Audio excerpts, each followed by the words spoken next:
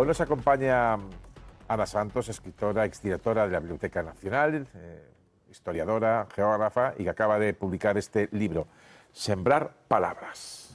Premios Pasa de este año. Ahí lo tiene.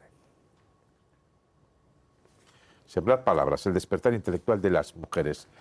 Ana, muchísimas gracias por estar aquí. Buenas noches. Buenas noches y muchísimas gracias por contar conmigo. Gracias. Me encanta este programa. Muchas gracias. Muchísimas gracias. Pues empezamos. Un libro que es el resumen de 500 años de la vida de las mujeres. Imagino que muy resumido, porque 500 años para la vida de las mujeres da mucho, pero un poco es relatar los últimos 500 años de cómo la mujer tenía vetado el acceso a la cultura, a la lectura, más allá de capítulos religiosos, y cómo se ha ido poco a poco desprendiendo de esas capas hasta llegar al momento actual. Sí, es una historia de 500 años en las que, durante los que yo he intentado reflexionar qué ocurrió durante este tiempo para que las mujeres no fuesen capaces de encontrar su propio camino en libertad y no fuesen capaces también de manifestar sus ideas.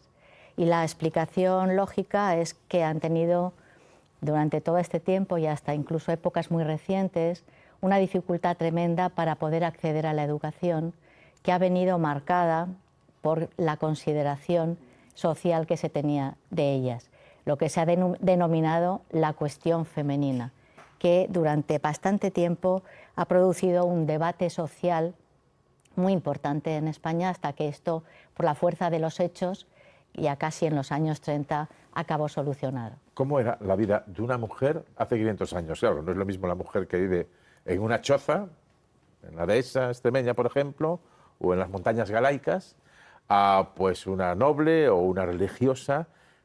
El acceso a la cultura, incluso para las clases altas, para las mujeres estaba muy vetado y muy circunscrito a algo muy concreto, ¿no?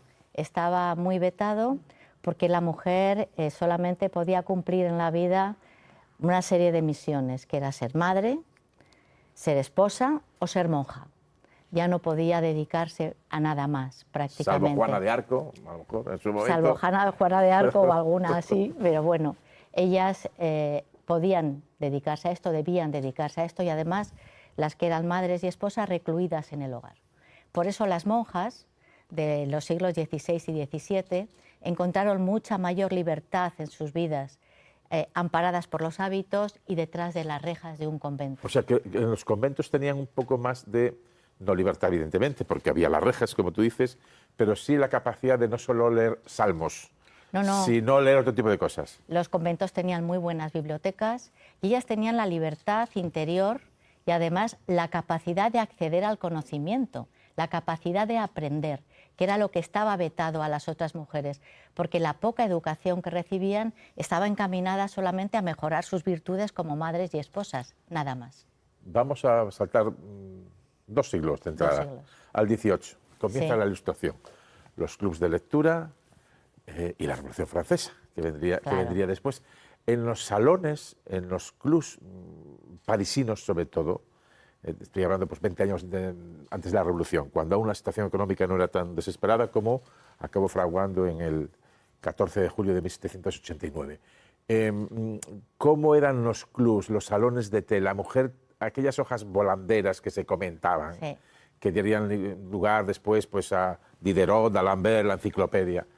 ¿La mujer tenía acceso a esos fuentes del saber y del conocimiento? Pues mira, a España llegaron estas ideas ilustradas y que revolucionaron el concepto religioso de una sociedad inmovilista que se tenía hasta el momento, ¿no? Y las mujeres decidieron que querían salir del hogar y entonces empezaron a participar en salones literarios, en tertulias, salieron de ese espacio que les estaba solamente permitido hasta ese momento y que quisieron opinar, empezaron a opinar. Y fue justo en el siglo XVIII cuando se lanzó el gran debate sobre la necesidad de que las mujeres fueran educadas, incluso con participación de alguna mujer, como por ejemplo Josefa Mari Borbón, que pensó que las mujeres debían ser educadas en igualdad con los hombres. Ahí empezó el debate sobre la necesidad de educación de las mujeres. En el 18, o sea, finales del 18 más bien, ¿no? Más bien finales. La segunda mitad del 18 y del 18. aunque después las ideas de la Ilustración previas a la Revolución, lo que pasa es que después la Revolución provocará en España con Florida Blanca y todos los ministros de Carlos IV un cierre de fronteras que afectó a las mujeres y a los hombres también, ¿no? Ahí llegó eso. Pero vamos entonces al XIX. Vamos al siglo XIX, donde ya se está fraguando la sociedad de masas, ¿no?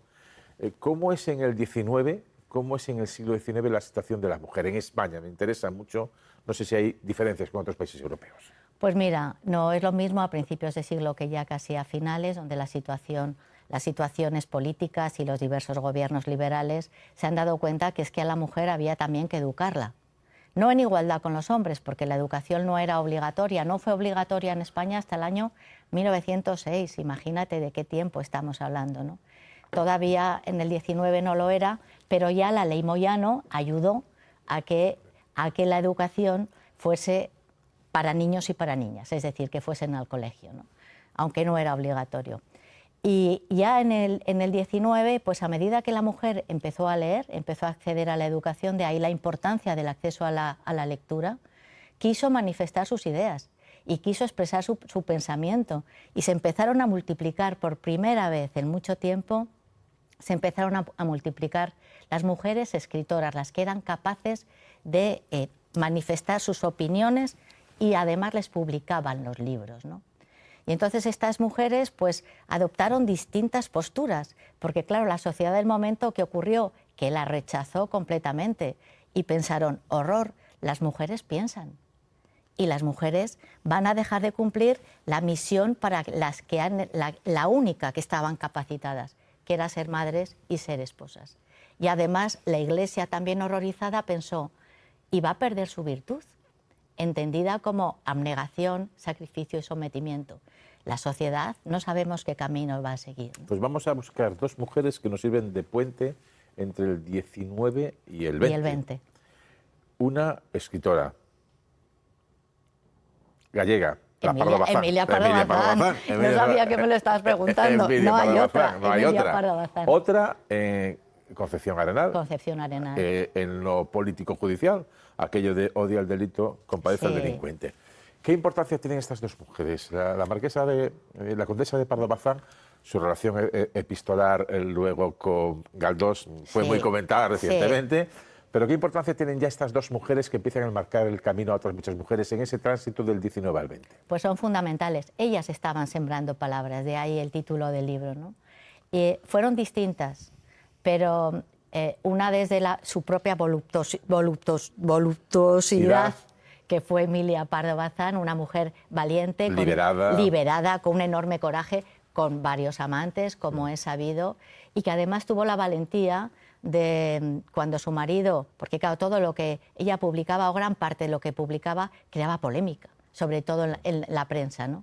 Y su marido, ante una polémica que tuvo, le dijo, por favor, deja de escribir. Y ella dijo, no dejo de escribir, dejó al marido. Y quiso... Sabia decisión. Sabia decisión. Y quiso además dedicarse y vivir de la escritura, que lo hizo, y salió adelante así, ¿no? Fue tremendamente defensora de la educación de las mujeres, y cuando durante este tiempo se prohibieron algunas lecturas pensando que iban a hacer daño a las pobres mujeres, tenían unas mentes, ella fundó la Biblioteca de la Mujer, que fue otra revolución. Y tenía una herencia en Meirás, bueno, la famosa biblioteca del Pazo de Meirás. La famosa y excelente biblioteca del Pazo de Meirás. Que venían de los padres, que luego Franco no lo utilizó tanto. No, pero bueno, se dedicaba a otras cosas. Ahí está ahora. Pero digamos que fue un personaje en ese sentido. Los Pazos de Ulloa, por ejemplo, los Pazos de Ulloa, que es, digamos, de obligada lectura de esos años. Pero después la segunda parte, que raras segundas partes son buenas, pero la madre naturaleza, hay una carga brutal de cómo son los personajes de esa novela. Es una carga brutal en sus personajes, llenos de fuerza y además sin miedo a decir cosas. Pues no sé, habla sobre el deseo femenino, habla sobre el yugo del matrimonio, habla de muchas cosas que hasta ese momento las mujeres no se habían atrevido a expresar, ¿no? En el Ateneo de Madrid, su cuadro se colgó recientemente. En la galería que entras solo había hombres. El primero que se colgó recientemente fue el de Doña Emilia, y después han ido algunas mujeres más, ¿no? Más mujeres, y cada vez va a haber más en la galería de retratos del Ateneo, pero es que Emilia Pardo Bazán fue la primera socia que fíjate tú, le dejaron entrar en el año 1905. A partir de ese momento el Ateneo de Madrid se convirtió en un foco de pensamiento también sobre el feminismo, con otras mujeres ya hablamos del siglo XX. Y en cambio, fíjate, Concepción Arenal fue fantástica porque fue una de las primeras mujeres que tuvo conciencia social, conciencia de el deseo de ayudar a los más desfavorecidos, a la beneficencia, fundó varias sociedades, y a los presos. Y ella, de alguna manera, sentó las bases de lo que luego fue la gran reforma del sistema penitenciario español. Claro, una época donde muchos de los delitos estaban relacionados con la subsistencia, con robar una gallina, con vivir tú y tus hijos. Por eso, de ahí la expresión odio al delito, compadece al delincuente. Eso era otro tipo de delitos distintos a algunos de los que vemos actualmente. Bastante distintos. En las sufragistas, que son esas personajes, esas mujeres maravillosas que en el mundo anglosajón primero empiezan a salir a la calle, son ridiculizadas incluso por las filmaciones de la época, estamos viendo algunas aquí, y se les reían de ellas, pero lo que acabaron consiguiendo, digamos que esto entronca mucho con lo que estamos hablando, ¿no? Totalmente. Con la mujer liberándose de todo. Totalmente, el derecho al voto, Clara Campoamor, y además con un coste político y personal por su parte tremendo, pero el derecho al voto en un Estado democrático, el derecho al voto igualitario entre mujeres y hombres es algo fundamental. Ella estaba convencida que era así, además, aparte, bueno, pues salió por muy pocos votos, porque claro, incluso los partidos más radicales tenían miedo de aquello. ¿Y por qué tenían miedo? Pues porque las mujeres que iban a votar, que iban a ser evidentemente las de las clases medias y altas... Influenciadas por el confesor, se decía de aquella. Influenciadas por el confesor y por los maridos, porque en el mundo rural nadie estaba totalmente ajeno a este mundo, ¿no? Pero salió adelante y fue fundamental. Bueno, ahí nos permite meternos en el terreno de la República, de Victoria Kent, Clara Campoamor, dos mujeres, debate feminista, pero una dice, no, porque una mujer no está preparada, Clara Campoamor está preparada, sale adelante con los votos del Congreso. Es cierto que en octubre, pero yo creo que por otras circunstancias, gana en el 33 la derecha, la CEDA fundamentalmente, la Confederación de Derechas Autónomas, pero por otros motivos, porque después en el 36 ganaría la izquierda, cuando la izquierda va unida en el Frente Popular. Tuñón de Lara decía que la República Española, la Segunda República Española, es posiblemente el primer intento serio de democratizar y modernizar la vida cultural, social y política de nuestro país. Sí. La mujer, claro, en contraste con lo que vino de después, tuvo en la República su momento de decir, bueno, estamos aquí, llegamos y no nos vamos. Totalmente. Ellas fueron protagonistas de un cambio fundamental, se sintieron libres y además desarrollaron todo ese poder creativo, estas modernas que eran pintoras, músicas, escultoras, que eran creadoras, eran filósofas y que participaban sin miedo en una sociedad ávida de libertad y ávida de ideas y de capacidad de creación. Y esto se perdió completamente cuando se terminó la guerra y entró la dictadura franquista. Porque en el libro paras solo cuando comienza la guerra civil. Sí.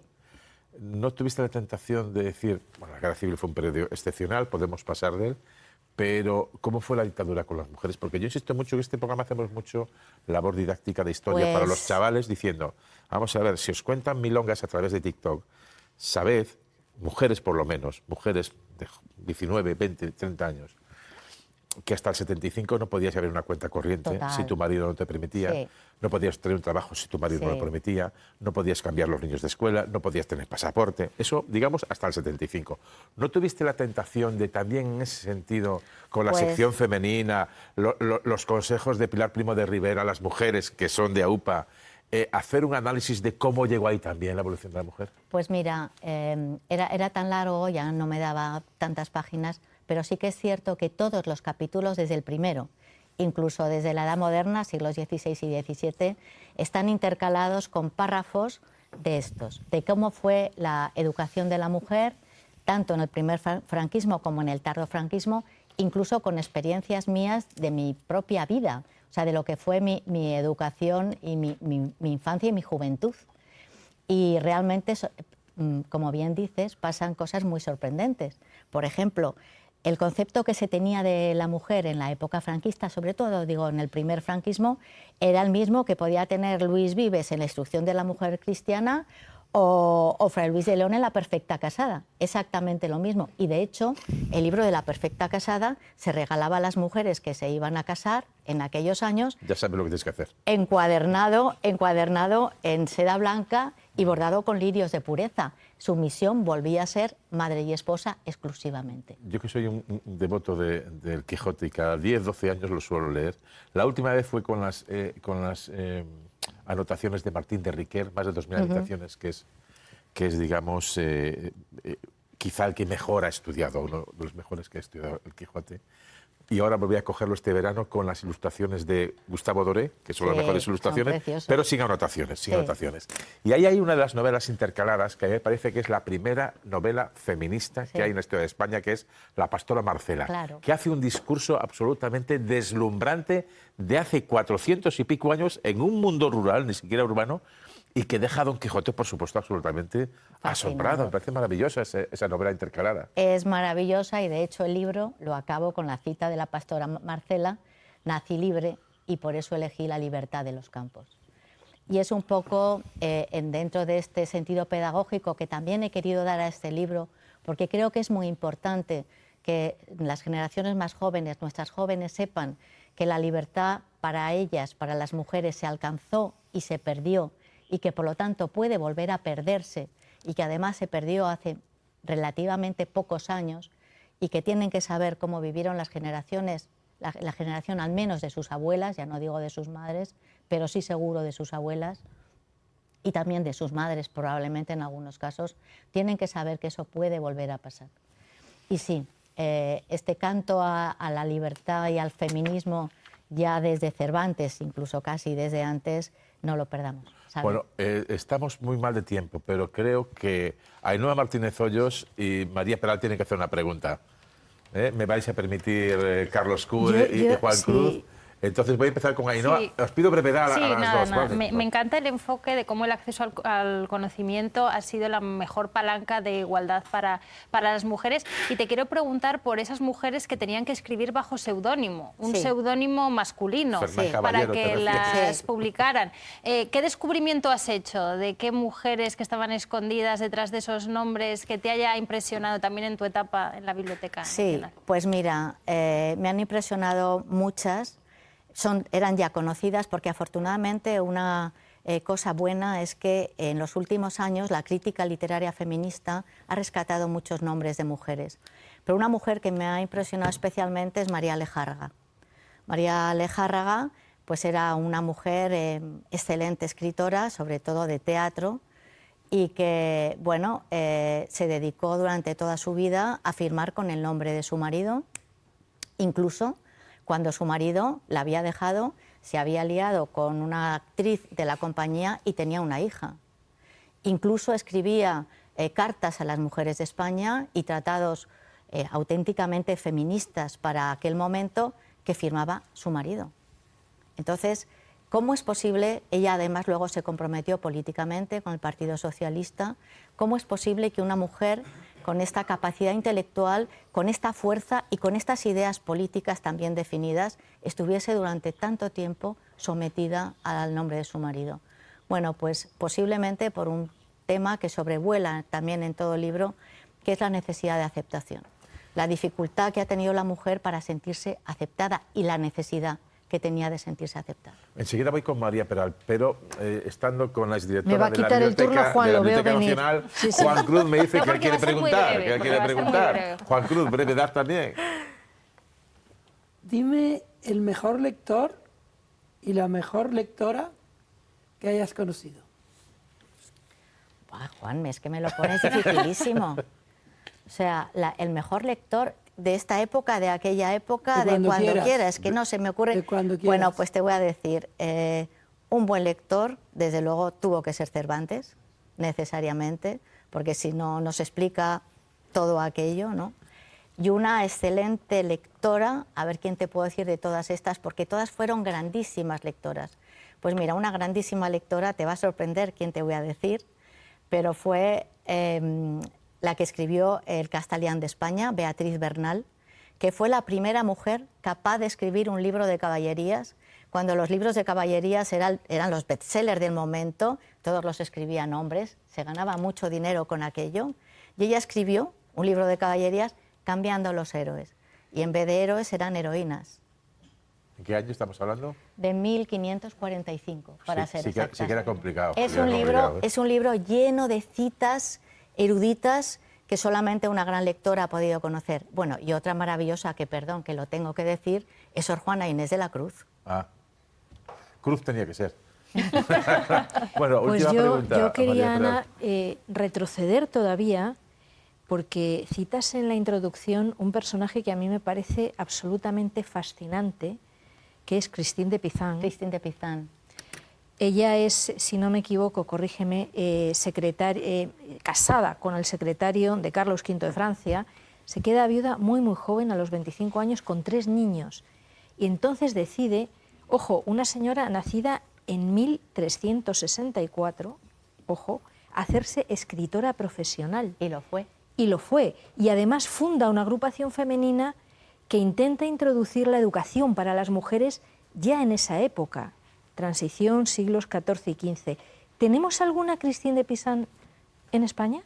Christine de Pizan en España de esos años no tenemos. No, de esos años, fijo que no. Pero no a lo tenemos mejor después. ninguna.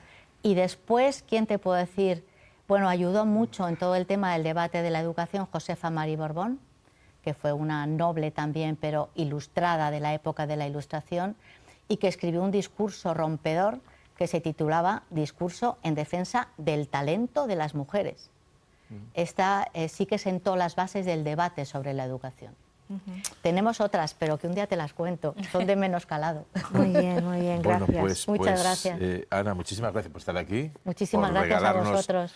Este libro, Sembrar las palabras, que voy a enseñar de nuevo a cámara, por si hay algún despistado o rezagado que no lo ha visto, pero este libro es de obligada lectura. Ahí lo tienen. Sembrar las palabras. Pues muchísimas gracias. Muchísimas gracias. Y hasta otra ocasión. Hasta otra ocasión. Bueno. Gracias, Xavi.